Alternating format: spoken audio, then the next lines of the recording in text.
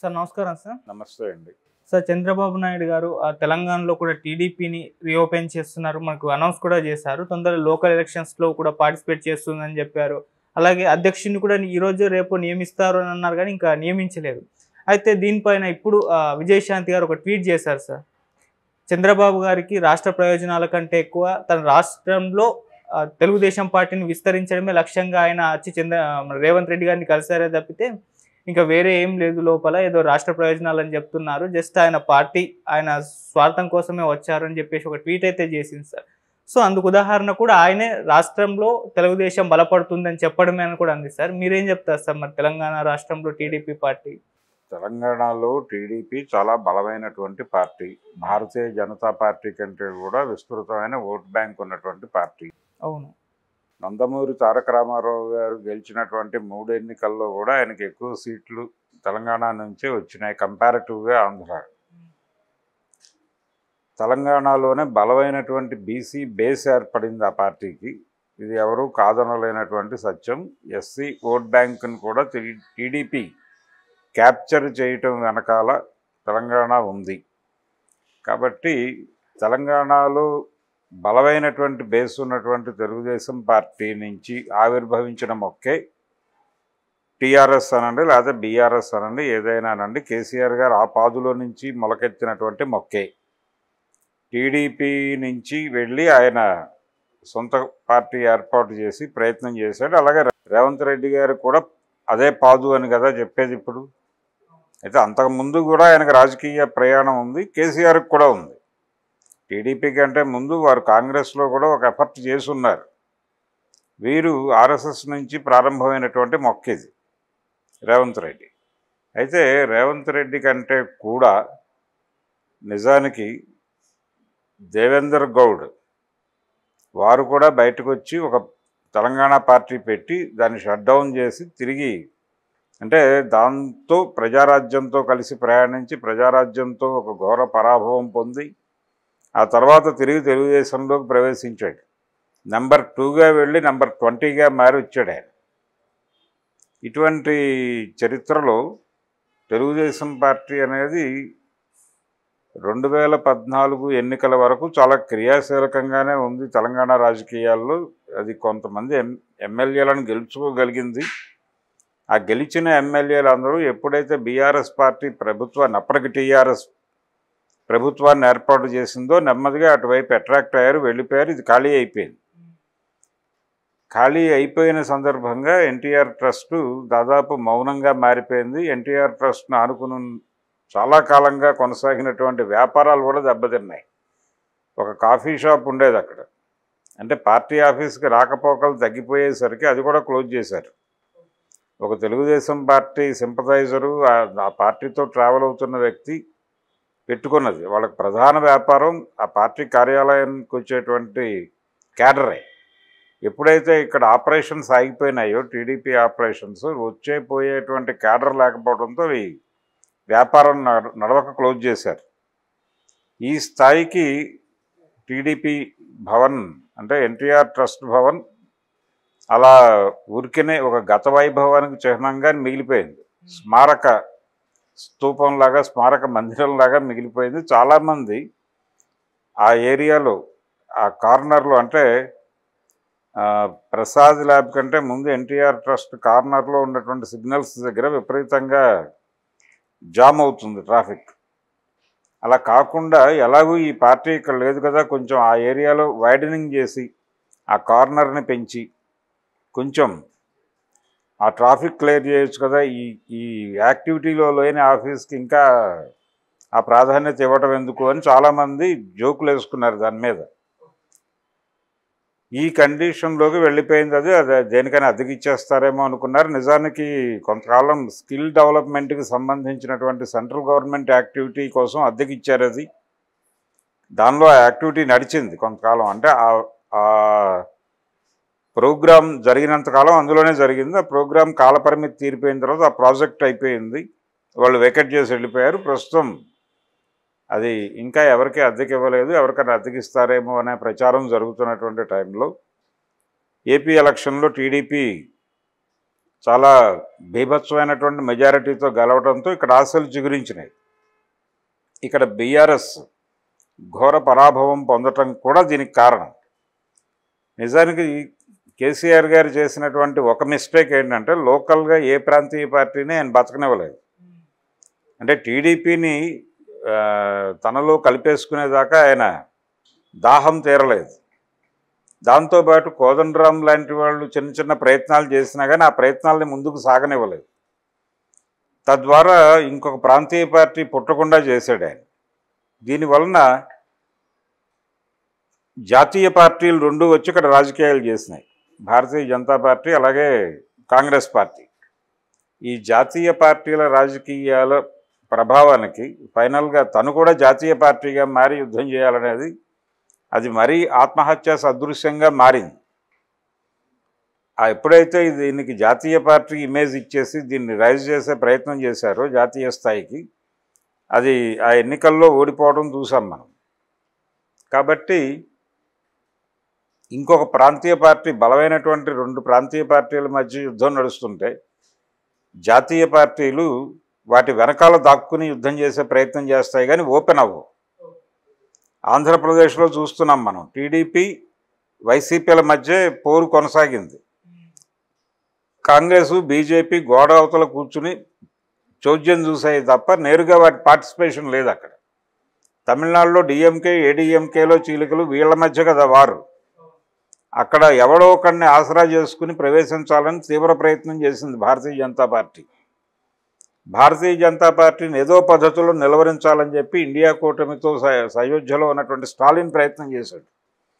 ఫైనల్గా కొంతమేరకు ప్రభావితం చేయగలిగింది బీజేపీ. అక్కడ తను అట్రాక్ట్ చేసినటువంటి ఏడీఎంకే నుంచి చీలిన ముక్కల్లో నుంచి కొంత జనాల్ని ప్రభావితం చేయగలిగింది. మొన్న ఎన్నికల్లో మంచి రిజల్టే వచ్చింది, అలా పర్లేదు, చావు తప్పి కన్నులొట్టపోయే పరిస్థితులు. తెలంగాణలో కూడా మంచి రిజల్టే సాధించారు వాళ్ళు. యాక్చువల్గా 2 సీట్ల కంటే సాధ్యం కాదు అనుకున్నది, దాదాపు 8 దాకా వెళ్ళగలిగారు వాళ్ళు. ఇది మామూలు విషయం కాదు.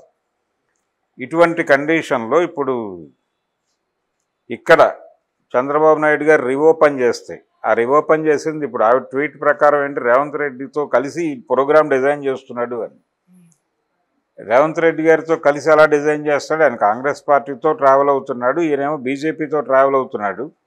ఇక్కడ కౌంటర్ ఓపెన్ చేసినప్పుడు ఎన్డీఏలో కూడా డిస్కషన్ మొదలవుతుంది కదా, నీ జర్నీ ఎటు, ఎవరితో కొనసాగుతావని. ఆయన ఏపీలో మీతోనండి, తెలంగాణలో కాంగ్రెస్తో అండి చెప్పలేడు కదా. ఎన్డీఏలో కూడా మెంబర్ ఆయన. ఎన్డీఏలో మెంబర్ అయినప్పటికీ నేను ఇలా వ్యవహరిస్తానని అంటే కుదరదు కదా. ఆ మధ్య పవన్ కళ్యాణ్ ఇక్కడ ఇండివిజువల్గా పోటీ చేశాడు. పోటీ చేసినప్పుడు భారతీయ జనతా పార్టీతో పొత్తులో లేడు ఆయన, విడిగా పోటీ చేశాడు. కాబట్టి ఇది కూడా అలాగే జరగచ్చు అంటే ఆ మేరకు అవకాశం ఉంటుంది. కానీ జాతీయ స్థాయిలో శత్రు పార్టీతో కలిసి ఎలా ప్రయాణం చేస్తావు అనే క్వశ్చన్ వస్తుంది కదా. ఇది వదిలి దానిలోకి వెళ్లాల్సి ఉంటుంది ఆయన. ఇప్పుడు ఆయన ఎన్డీఏను వదిలిపెట్టి యూపీఏలోకి వెళ్ళే పరిస్థితి లేదు చంద్రబాబు. కాబట్టి ఇక్కడ ప్రమాదం ఏంటంటే, ఒకటి కొంతవరకు బీఆర్ఎస్ అక్కడ ఎలాగైతే వైసీపీ వలన కాంగ్రెస్ పార్టీ షట్ డౌన్ అయ్యి ఇప్పుడు వైసీపీ కింద పడింది కాబట్టి దాన్ని బూడిద నుంచి తన నిర్మాణం జరుపుకోవడానికి ఎలాగైతే ప్రయత్నం చేస్తుందో, నిన్న రేవంత్ రెడ్డి గారు హాజరైన వైఎస్ రాజశేఖర రెడ్డి గారి 75వ జయంతి వేడుకల ప్రోగ్రాం, దాని వెనకాల ఉన్నటువంటి ఆలోచన అదే. జగన్మోహన్ రెడ్డి పార్టీ నాశనం అయిపోయింది కాబట్టి ఇప్పుడు ఆ బూడిద నుంచి మనం కాంగ్రెస్ పార్టీని తిరిగి పుట్టించుకోవాలనే ప్రయత్నంలో అందరూ వెళ్ళి మంత్రాలు చదివారు నిన్న. ఈ మంత్రాలు ఏ మేరకు పనిచేస్తాయి, అది ఎలా రైజ్ అవుతుంది అనేది చూడాల్సిన వ్యవహారం. కేవీపీ గారు చాలా దుందుడుకుగా రేపు రాబోయే ఎన్నికల్లో అధికారం కాంగ్రెస్దే అని ప్రకటించేశాడు. అలాంటివి కూడా నడవాలి. ఆ మాట అన్న తర్వాత ఆ గెలుపులో నేను కూడా భాగస్వామిని అవుతానన్నాడు ఈ పెద్ద మనిషి రేవంత్ రెడ్డి గారు. సరే, వాళ్ళు ఎలాగైతే ప్రయత్నం చేస్తున్నారో అలాగే బీఆర్ఎస్ నాశనం అయితే ఆ బీఆర్ఎస్ నుంచి తాను లబ్ధి పొందాలని తెలుగుదేశం పార్టీ ప్రయత్నం చేస్తోంది. ఇక్కడ జ్ఞానేశ్వర్ వెళ్ళిపోయిన తర్వాత పూర్తిగా తాళం పెట్టారు దానికి. 2 ఎన్నికల్లో అభ్యర్థిని నిలబెట్టలేదు, వద్దని చెప్పాడు ఆయన, జైల్లో ఉన్నాడు అప్పుడు. జ్ఞానేశ్వర్ తీవ్రమైనటువంటి ఆగ్రహంతో వెళ్ళిపోయాడు బయటకు. ఆ రోజు పార్టీ ఆఫీస్ బయట మాట్లాడాడు ఆయన మీడియాతో, లోపల కాదు. కాబట్టి ఇప్పుడు ఈ బీఆర్ఎస్ పార్టీలో గెలిచిన ఎమ్మెల్యేలు, ఓడిపోయిన ఎమ్మెల్యేలు, గతంతో టీడీపీతో ట్రావెల్ అయిన వాళ్ళు వీళ్ళందరూ కూడా వెళ్ళి చంద్రబాబు నాయుడు గారికి శుభాకాంక్షలు చెప్పి వచ్చారు. ఆయన మొన్న వచ్చాడు కదా హైదరాబాదు. వచ్చినప్పుడు ఊరంతా నిజం గెలిచింది, నిజమే గెలిచింది అని చెప్పి హోర్డింగ్స్ పెట్టారుగా ప్రతి చోట. వీళ్ళందరూ యాస్పిరెంట్స్. ఇప్పుడు టీడీపీ తెరవబోతోంది. తెరిచినటువంటి తెలుగుదేశం ఆఫీస్లో మన ప్రామినెన్స్ వెతుక్కోవాల్సి ఉంది అని చెప్పి చాలామంది ఔత్సాహికులు, పాత వాళ్ళు అందరూ మిక్స్ అయిపోయి ఈ నిజం గెలిచింది హోర్డింగ్స్ పెట్టారు ఊరు వాడ అంతా. కాబట్టి దీనిలో నుంచి బీఆర్ఎస్ పార్టీ నుంచి వస్తున్నటువంటి వాళ్ళల్లో ఆయన తుమ్మల నాగేశ్వరరావు కలిశాడు ఆయన్ని. ఇలా తెలుగుదేశం నుంచి చెల్లా చెదురు అయిపోయినటువంటి క్యాడర్ అంతా కూడా తిరిగి తెలుగుదేశం వైపు డ్రైవ్ మొదలైంది అనేటువంటి ఒక ఇండికేషన్ ఇస్తూ తెలుగుదేశం పార్టీకి చెందిన సోషల్ మీడియా నెట్వర్క్స్ అన్నీ కూడా రకరకాల పేర్లని తెర మీదకు తీసుకొస్తున్నాయి. అంటే టీడీపీ తెలంగాణ అధ్యక్షుడిగా మల్లారెడ్డి అనేటువంటి ఒక స్టోరీ బాగా స్పెక్యులేట్ అవుతోంది ఇప్పుడు. ఇలా రకరకాల పేర్లు రంగంలోకి వస్తున్నాయి. ఎవరవుతారు అనేది వేరే గొడవ. అది చంద్రబాబు నాయుడు గారు నిర్ణయం తీసుకుంటాడు ఫైనల్గా. అయితే ఇక్కడ చూడవలసింది ఏంటంటే రేవంత్ రెడ్డితో ఈయన స్నేహం ఈ వ్యవహారంలో కూడా కొనసాగుతుందా అంటే డెఫినెట్గా కుదిరే వ్యవహారంగా కనిపించడం లేదు. ఎందుకంటే నిన్న ఆయన విజయవాడ సభలో రేవంత్ రెడ్డి గారు బీజేపీ అనగా బాబు జగన్ పవన్ అన్నాడు. అది అంతకుముందు కూడా ఆయన కాయిన్ చేసినటువంటి అబ్రివేషన్. అది బీజేపీ అంటే భారతీయ జనతా పార్టీ అనుకోకండి, బాబు జగన్ పవన్ అన్నాడు. అదే నిన్న పునరుద్ఘాటించాడు ఆయన. ఇప్పుడు అదే జరగవచ్చు ఇక్కడ కూడా. అక్కడ ఎలాగైతే బీజేపీ పవన్తోనూ జగన్తోనూ బాబుతోనూ కలిసి ప్రయాణిస్తూ ఉంది అనేదానికి దానికి పెద్ద ఆలోచించక్కర్లేదు, చర్చలోకి వెళ్ళక్కర్లేదు. మొన్న స్పీకర్ ఓం బిర్లా గారి ఎన్నిక సందర్భంగా జగన్ గారి వ్యవహార శైలి చూస్తే అర్థమైపోతుంది వారు ఎక్కడున్నారు అనేది. అదే పద్ధతిలో ఇక్కడ బీఆర్ఎస్ అనేది బీజేపీకి సహకరించింది కదా మొన్న పార్లమెంట్ ఎన్నికల్లో. రేపు అందుకని చంద్రబాబు నాయుడు ఏదో ప్రో రేవంత్ రెడ్డి స్టాండ్ తీసుకుంటాడేమో, కాంగ్రెస్ అనుకూలంగా వ్యవహరిస్తాడేమో అనే పద్ధతిలో కొంతమంది ఒక ఆలోచన చేస్తున్నారు. కానీ అది సరైనది కాదు. ఆ ఆలోచన నుంచి పుట్టిందే విజయశాంతి గారి ట్వీట్. ఇది తప్పు. ఇది 100% తప్పు. భారతీయ జనతా పార్టీ వ్యూహాలు తెలియక మాట్లాడే మాటలు.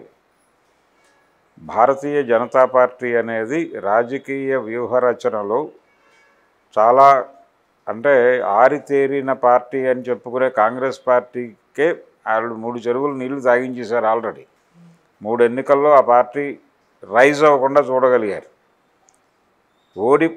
ఓటమి అంచున ఉన్నటువంటి సందర్భంలో దాన్ని విజయ తీరాలకు నడిపించినటువంటి వాళ్ళ ప్రావీణ్యం చూసాం మొన్న పార్లమెంట్ ఎన్నికల్లో. 63 సీట్లు కోల్పోయి కూడా 3వ అధికారం హస్తగతం చేసుకున్నారు. వాళ్ళు కొత్త డిజైన్ ఏంటంటే ఇప్పుడు బీఆర్ఎస్కి ఒకవేళ ఇదే వ్యతిరేకత కొనసాగితే ఏదో మేరకు అది కొన్ని సీట్లు గెలుచుకోగలిగితే, కొంత ఇన్ఫ్లుయెన్స్ చేసి బీజేపీకి పెరిగిన బలంతో కొంచెం గెలుచుకుంటే, కాంగ్రెస్ గెలిచే ఏరియాల్లో కొంత టీడీపీ గెలిస్తే కాంగ్రెస్కి నెంబర్ తగ్గించడం ఇక్కడ అవసరం. వాళ్ళకి భవిష్యత్తులో కాంగ్రెస్కు ఉన్నటువంటి నెంబర్ని డిస్టర్బ్ చేయడానికి తెలుగుదేశం పార్టీని కూడా వాడి, బీఆర్ఎస్ని కూడా వాడి, తన శక్తిని వాడి కాంగ్రెస్ పార్టీకి సీట్లు తగ్గించి, సౌత్ నుంచి సపోర్ట్ తగ్గించి, నార్త్లో కొంతమేరకు తనని తాను పునరుత్తేజితం చేసుకుని స్థానాలు పెంచుకుని ఇక్కడ కాంగ్రెస్కి వచ్చేవి తగ్గించి. అంటే ఇక్కడ పరిస్థితి ఎలా తయారైందంటే భారతీయ జనతా పార్టీ వ్యూహరచన ఎలా చేస్తుందంటే మనం గెలవటం మీద కేంద్రీకరించడం కాదు, అవతలని కిందకు లాగటం మీద కూడా కేంద్రీకరణ ఉండాలి అనేది వాళ్ళ పద్ధతి. అందుకని అవతల వాళ్ళకి వెళ్ళే సీట్లు చెడగొట్టడం కోసం ఇక్కడ టీడీపీ ఓపెన్ చేస్తే టీడీపీని తన ప్రయోజనాల కోసం వాడే ప్రయత్నమే చేస్తారండి సీరియస్గా. అందుకని వచ్చే ఎన్నికల్లో ఈయన రేవంత్ రెడ్డికి సహకరిస్తాడా అనేది అనుమానం. ఎందుకంటే ఈయనకి జాతీయ స్థాయిలో ఇండియా కూటమి ప్రభుత్వాన్ని ఏర్పాటు చేస్తోంది అనేటువంటి క్లియర్ ఇండికేషన్ లేకపోతే ఈయన ఖచ్చితంగా ఎన్డీఏతోనే ట్రావెల్ అవుతాడు.